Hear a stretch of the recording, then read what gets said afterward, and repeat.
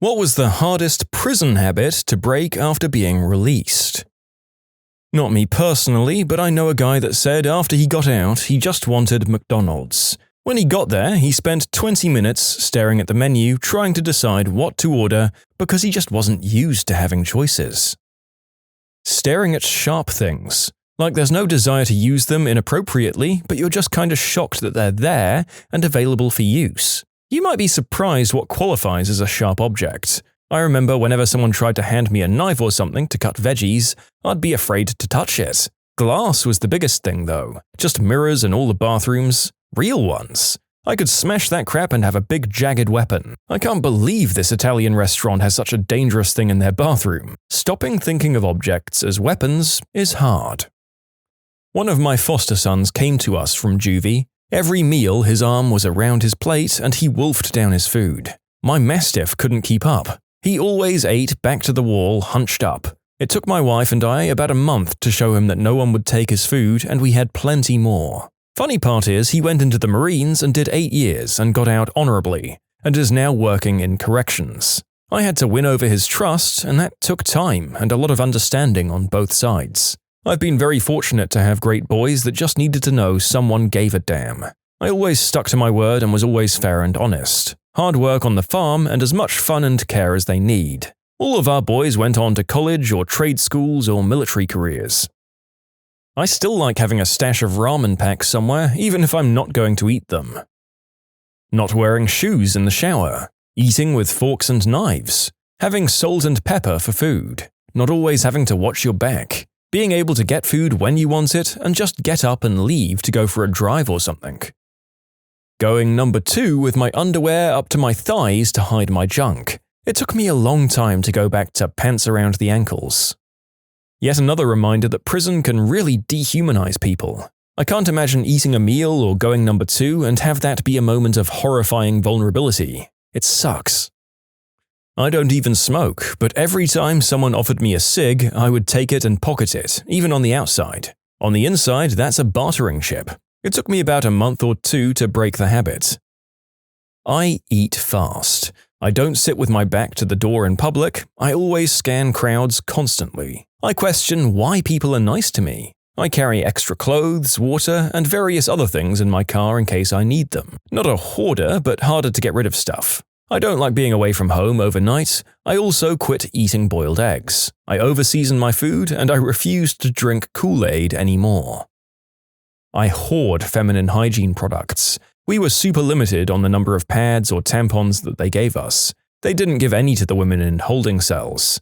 So in those cells there was dried and fresh blood on the floor and concrete benches, and a drain in the middle of the rooms like they intended to hose down the room, but if they did, it wasn't often enough. I didn't use a fork for a few weeks. I ate everything with a spoon without thinking. It's not the most interesting thing, but I hadn't noticed it posted by anyone else here. Constantly looking over my shoulder. By far the hardest conditioning to break, which I haven't and doubt that I ever will, is the constant pessimism and cautious optimism. You see, when you're waiting to work your way through court, get a deal, and get sentenced, you'll have your dates changed 50 times, hope for certain things only to be disappointed, and any time you're told something hopeful, it doesn't work out. As a result, I never get excited for something until it actually happens. When my wife told me we were pregnant, I already knew from her symptoms that she was, but still, you never know for sure until you take the test. I was obviously happy, but because I'm always cautiously optimistic and rarely show emotion, I couldn't feel comfortable or excited until I knew that my developing daughter was healthy. Even then, it didn't really hit me till she was born. You can apply this to anything, especially big events. Getting engaged, planning the wedding, buying a house, anything. I still hear from my wife how I wasn't crazy surprised or excited to be having a kid. I was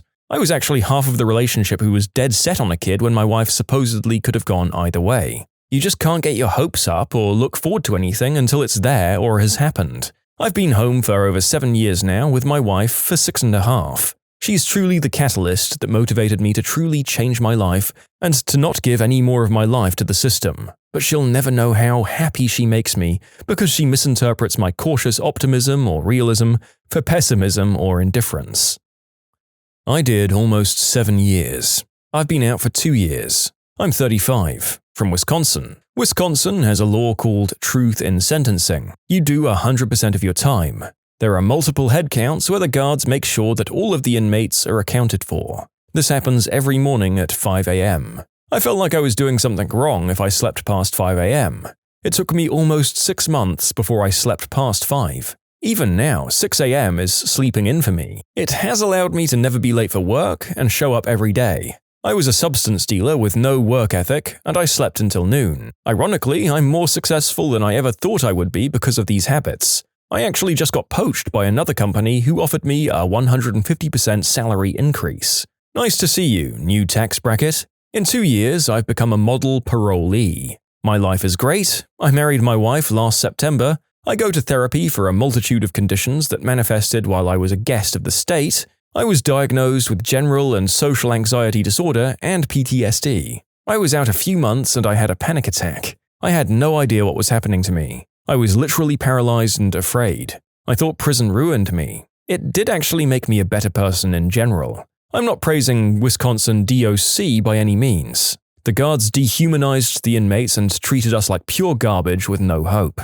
They always told people, "You'll be back." I won't be back. People that go back produce job security. They want people to come back so that they can do what they can to steal your dreams. I changed myself. Prison allowed me to step back and really look at my life. I saw who I hurt. I saw who was there for me. I saw who abandoned me. I became focused on change after my 3rd year. I contemplated self-deletion because I wasn't even half done with my sentence. After I seriously thought about hanging my life up, I committed myself to being the best human being I could be. I revolted by behaving, teaching myself things, and being positive. My life is now amazing. I'm surrounded by people who love me and that support me. All of the ex-cons reading this, and people just interested in the subject, that label, cons, is bullcrap. We're human beings with feelings. We can change. Stay positive and stay hopeful. Never give up. One love, folks. It sure seems like ex-military and ex-cons share a lot of habits. I'm not sure what to make of that. My best friend did 6 years in prison. I did 8 in the military. We concluded that the wire on his fence was to keep the enemy in, and mine was to keep the enemy out. The comparisons were while I was deployed. I did 3 tours and it was very different than being home in garrison. True, in garrison it's just like living a normal life. But while you're deployed, you're often wondering, is this my last day alive? What's my family doing, thinking, or experiencing while I'm out here? You've got to wait in line for the phone? If you even get to use the phone. Internet was a rare option to even send an email. So don't write how silly it is until you've sat down with your best friend, thankful that he made it out of the system alive, and he's thankful that you did too. Well, that's a sobering thought. The same sense of scarcity, disconnection, and danger that we use to punish our worst offenders is closer than I feel comfortable with to what we honor another group for. And God help you if you live somewhere where you can be thrown into this environment for tiny crimes that you can't afford to defend yourself for, just in order to be a source of cheap labor. Prison system in America is insane. I had to completely change my sense of time. I agree with all the people who said they ate super fast, but then we'd slow walk back from the chow hall, any excuse for a few more minutes outside our cells. I made sure I never consolidated enjoyable things. If I had a snack, I ate it and concentrated on it. If there was something good on TV, I watched it. Now I'll snack while I watch a movie because there aren't enough hours in the day. But on the inside, I was trying to make hours and days go away. I've got a good job now and nice respectable friends, but I still react to confrontational situations more quickly, decisively, and, efficiently than they do. I'm able to pull back at the last minute before I get dangerous, but it's pretty clear that violence is not a tool in other people's arsenal, the same way it is in mine. Taking as long as you want in the shower. For the longest time after I got out, I took less than 5-minute showers. I spent 72 months in prison for a tragic car accident that I'd caused. After I was released, I kept telling my wife exactly what I was doing without her asking. She thought it was funny at first, but after a few weeks of it, she was starting to get bothered. Not an ex-con, but my stepdad has been in and out of prison for the majority of his life. He always said that whenever he gets out of prison, you're so used to it being loud all the time that when he gets home, he couldn't sleep because it's so quiet. Guy I work with said that for the first little bit after getting out, he'd take a leg out of his pants when he'd go number 2. Not sure how common that was. The guy's a fighter though, so maybe that had something to do with it. A guy who worked for me, when things were very busy, I'd often get carry-out lunch for everyone and bring it back to the workplace. This one guy would eat a cheeseburger and a french fries in 2 minutes. Wow. Once I asked him why he ate so quickly and he said, "Well, I spent 7 years in federal prison and if you didn't eat your meal in 10 minutes, you didn't get anything. That 10 minutes included the time it took standing in line to get your food." Okay then. I never said anything to him about it after that. You can submit your own stories to be featured here on the channel. The story submission link is in the description below. And if you want to listen to some vibey music in the background, check out easymode, also linked below, and subscribe. Being paranoid and always looking over my shoulder and never letting anyone stand behind me. Even people passing on the side of me, I'm always turning my head to see what they're doing. When I get food, even if I'm the very last one served, I'm the first one done, and I still stand when I eat around other people. My friend did 2.5 in Florida State Prison. He said the first thing he did when he got home was shower until all the hot water ran out. Because this seems to be coming up a lot, this was about 15 years ago. Tankless water heaters weren't really a thing back then, and I'm not sure if they even existed. And if so, they weren't common in lower-income households. So yes, it was very possible to run out of hot water. There's a major epidemic of ex-prisoners with PTSD that society doesn't talk about. It's part of the reason the US has such a high recidivism rate. Prisoners are dehumanized, whatever issues that put them there are exacerbated, and once released, they have less options than before they did their time. Add to that the PTSD and the never-ending fear of going back, and it's a small wonder more prisoners don't lose their crap and be unable to function in society on the outside. Doing laps. In prison, every time you get time on the yard, you do laps. Seriously, almost every single person does it too. When you get out, it's hard to break that habit. Making prison commissary-only food. Everyone around me thinks it's gross as all hell to throw summer sausages, pickles, cheese, Doritos, Cheetos, and such into my ramen noodles, but good lord, I can't stop and I've been out for 5 years. My ex would sleep a certain way all the time. To me, it seems like he was sleeping as if he was in a coffin, with his arms crossed, and he wouldn't move the entire night for a couple of months. He eventually broke that habit. A somewhat friend of mine did a few years, and the one habit he couldn't shake was distrusting people. He said that people in prison are never nice. If they're nice, it's because of a hidden motive. Up to this day, he still doesn't trust people who act nice or generous or helpful towards him. Gosh, I got out 2 years ago, and I can't for the life of me shake my aggressive posturing. That's all prison is, being hypervigilant, and I would argue worse yet, always appearing indifferent. Like, you could be kicking it with your friends, laughing, watching TV, but even the slightest misphrasing of something or a sudden movement will shift the whole mood of the room at a drop of a dime. So whatever emotion you display has to be instantly shut off, and on a moment's notice you have to be booted and suited. I'd return to my unit on occasion and there'd be blood smeared on the walls from a fight I missed. You didn't look at it. Eyes forward, indifferent. Emotion is weakness, and even though I was secretly panicking, I had to bury and put on as a cold mother fricker. The hardest thing has been to talk without using excessive swear words in every sentence. Never been to prison per se, but I did a few months in county jail. Something I haven't seen mentioned is trading food. When I got out, I asked my girlfriend to trade me her chicken wings for my macaroni. Pure habit. I really could have just gone to the kitchen and got more chicken. That one's almost cute in a way. Now I'm analyzing why I think that, and it's likely because it seems very schoolyardy. Which in a way is another example of how we kind of take prisoners back into a more juvenile or animalistic state, where everything that isn't a guardian is dealt with a very transactional approach. My uncle was in prison for a while, and we've talked a bit about his experience and how it affected him. He has a hard time not being violent. You'd never guess, since he mainly just sits in the corner and smokes, but he's been out nearly 10 years and still always struggles with using his words. The guy cannot stand authority. He tells me that it's hard to listen to bosses when you know you're probably smarter and tougher than them. He knows most people feel this way, but he just can't ignore it. He's taken up professional carving so he can be his own boss. He's really in touch with our native roots now, on account of joining a First Nations gang in prison. Doesn't talk much, I don't know if that's because of prison, but he really only speaks if he wants to. Not the kind of guy who likes to just talk. He doesn't have a lot. He has some sort of abandonment issue or something, so he doesn't want a lot of things to miss if he goes back to prison. For all the time he doesn't spend with people, he's out with nature or doing something in the wilderness. I think it helps keep him calm and feel connected. He's a nice enough guy, but prison kinda messed him up. I think he's going to live his life being slightly disconnected with people. Judging by a few guys I've worked with, taking extreme offense at the word goof or goofy being used in their presence. It's apparently a prison term, primarily in Canada, that refers to people who do awful things to children. In prison, you definitely don't want that name attached to you. It's still pretty weird to have a guy blow up just because you said something they were working on looked a bit goofy and needed to be fixed.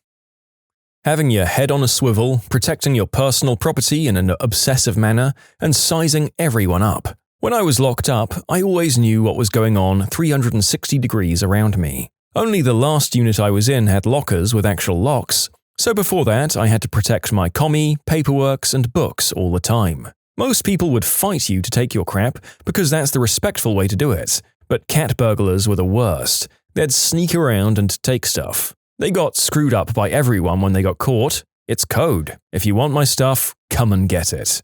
You don't sneak around to steal it. I've been out for almost a year and a half, but I still constantly size people up. No matter where it is, in the grocery store, Walmart, walking down the street, I still analyze each person and figure out my best course of action if we have to fight.